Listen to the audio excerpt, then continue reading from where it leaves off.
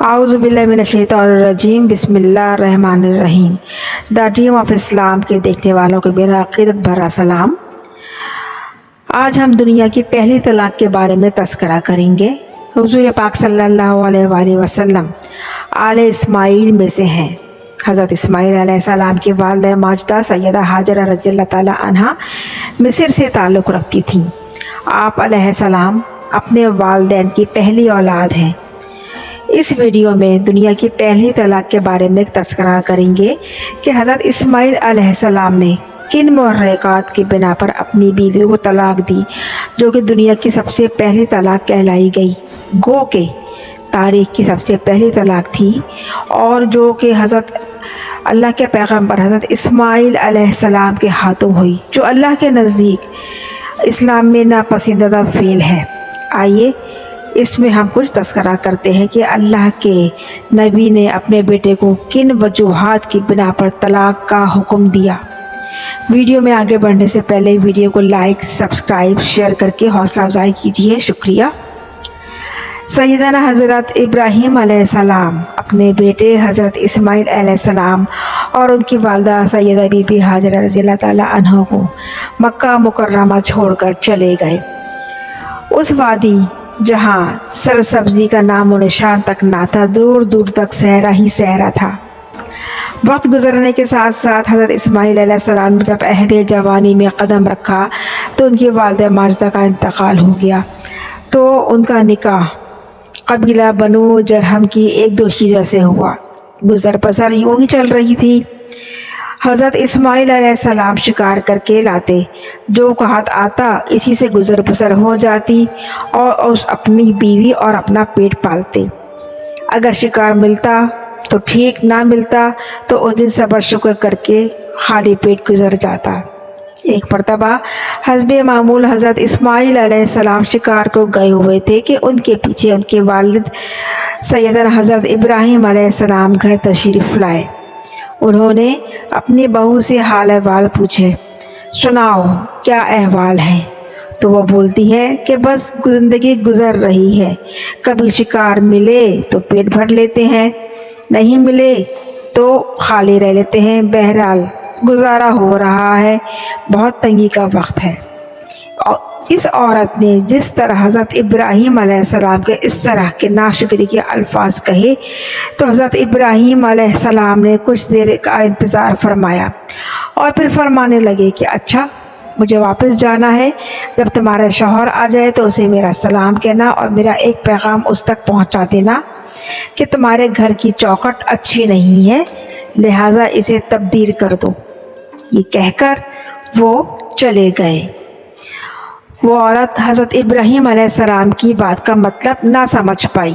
جب حضرت اسماعیل علیہ السلام شکار کر کے لوٹے تو ان کی بیوی نے حضرت ابراہیم علیہ السلام کا پیغام حضرت اسماعیل علیہ السلام کو سنا دیا۔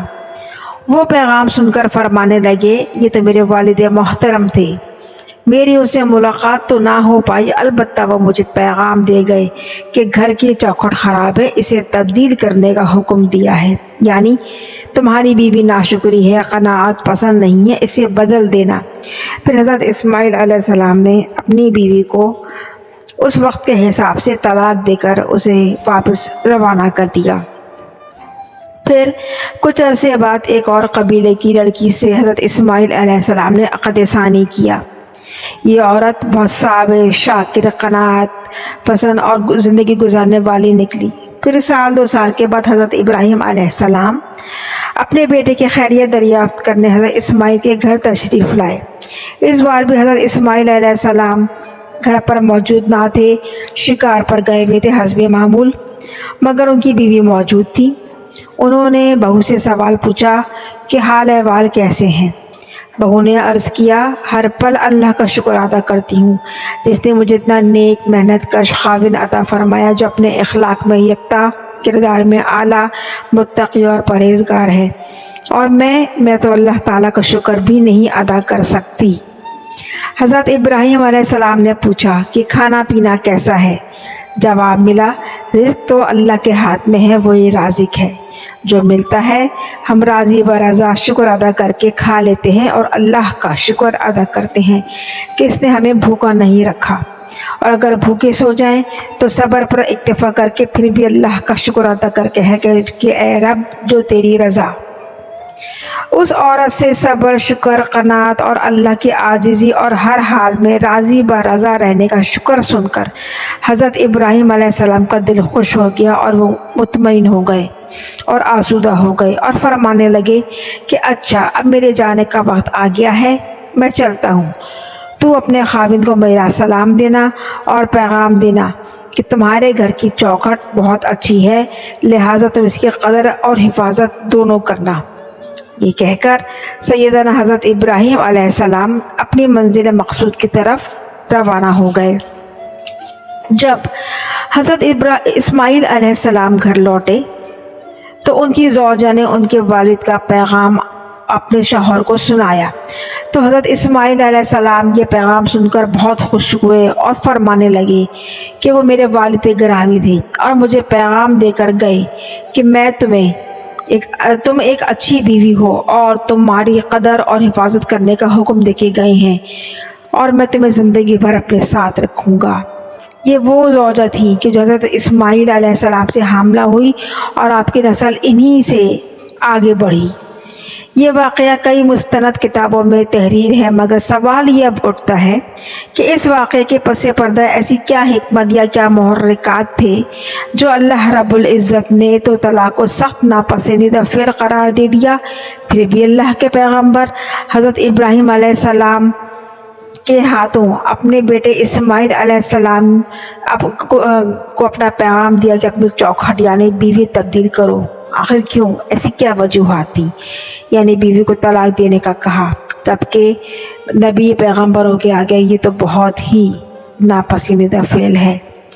حضرت ابراہیم علیہ السلام نے اپنے بیٹے حضرت اسماعیل علیہ السلام کو جو گھر کی چوکھٹ تبدیل کرنے کا حکم دیا تھا، اس کی وجہ یہی تھی کہ محدثین اور مفسرین جو لکھتے ہیں کہ حضرت اسماعیل علیہ السلام کی بیوی کی باتوں سے اس کا ناشکراپن، دنیا میں عیش و عشرت اور مادی چیزوں کی طرف رغبت اور خاوند سے ناشکراپن اور شکوہ کرنا ثابت ہو گیا تھا، کیونکہ ایک نیک بیوی اپنے شوہر کا ساتھ ہر حال میں صبر و شکر کے ساتھ زندگی گزارنے پر دیتی ہے اور اللہ تعالیٰ کی عطا کردہ رزق و نعمت پر صابر شاکر رہتی ہے، اپنے شوہر کی عزت اور سفید پوشی کا بھرم رکھتی ہے، نہ کہ ہر وقت گلہ کرے اور حالات کا دکھڑا روئے۔ اور یہ سب عادات نبیوں کے گھرانوں کے شایان شان نہ تھیں۔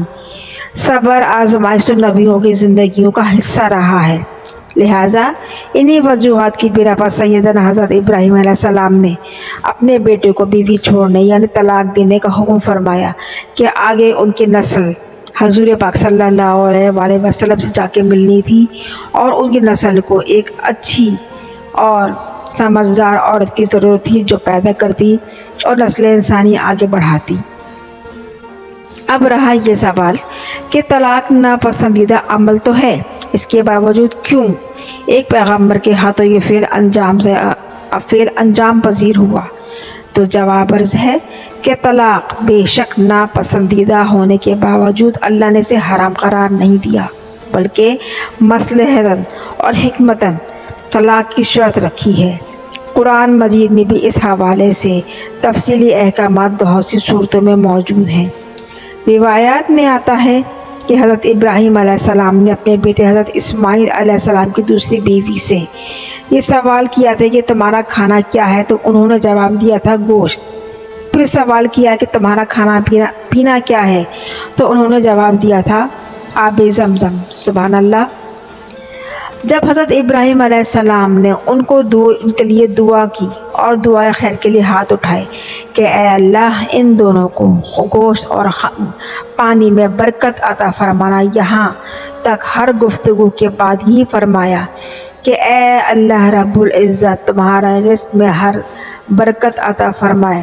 نبی آخر الزمان حضور پاک صلی اللہ علیہ وآلہ وسلم نے ارشاد فرمایا کہ اس عظیم خاتون کی عظمت اور صبر، شکر اور عاجزی کی اعلیٰ مثال کہیں نہیں ملتی تھی، جبکہ ان کے پاس گھر میں خوراک کے نام پر روٹی کا ایک نوالا تک موجود نہ تھا، مگر انہوں نے اپنی سفید پوشی کا بھرم رکھتے ہوئے اور اپنے شوہر کی عزت کا خیال رکھتے ہوئے یہی کہا کہ ہم گوشت کھاتے ہیں اور آب زمزم پیتے ہیں۔ بہرحال حضرت ابراہیم علیہ السلام نے ان کے لیے ان کے رزق میں برکت کی دعا فرمائی۔ سرور کونین حضرت محمد مصطفیٰ صلی اللہ علیہ وآلہ وسلم ارشاد فرماتے ہیں کہ ان دونوں میاں بیوی کے صبر، توکل اور دعائے خلیل حضرت ابراہیم علیہ السلام کی بدولت مکہ میں ہر چیز فراوانی سے پائی جاتی ہے۔ بے شک اللہ تبارک تعالیٰ نے ہر امتحان اور آزمائش کے بعد اجر کا بہت بڑا انعام رکھا ہے۔ آج مکہ کی سرزمین اس دعا کے طفیل حضرت ابراہیم علیہ السلام نے جو کی تھی، اور حضرت اسماعیل علیہ السلام اور ان کی زوجہ کے نیک اعمال، صبر، شکر، عاجزی، بندگی، توکل، اللہ کی اعلیٰ مثال کی بدولت دنیا کی ہر نعمت سے وہ سرزمین مالا مال ہے۔ اور اللہ تبارک تعالیٰ نے اس سرزمین پر بہت برکات نازل کی، کیونکہ حضرت ابراہیم علیہ السلام کی جو دعا تھی، کیونکہ وہ دعا وہ طاقت ہے جو پہاڑ کو بھی اپنی جگہ سے ہلا کر رکھ دے، اور اللہ کے بندگی تو وہ مثال ہے کہ جو اللہ کے بہت قریب کر دے۔ بے شک اللہ تبارک تعالیٰ اپنے نیک اور شکر گزار اور عاجز بندوں کو بہت پسند کرتا ہے۔ اللہ تبارک تعالیٰ ہم سب مسلم امہ کو اپنی رحمت خاص سے نوازے، اور خاص طور مسلمان خواتین کو دین حق پر عمل پیرا ہونے کی اور سادگی، عاجزی، انکساری، صبر، قناعت کے ساتھ زندگی گزارنے کی اور اپنے اللہ کے ساتھ مشغول ہونے کی توفیق عطا فرمائیں۔ ویڈیو کو لائک، سبسکرائب درخواست گزار ہوں۔ شکریہ، جزاک اللہ۔ اللہ حافظ۔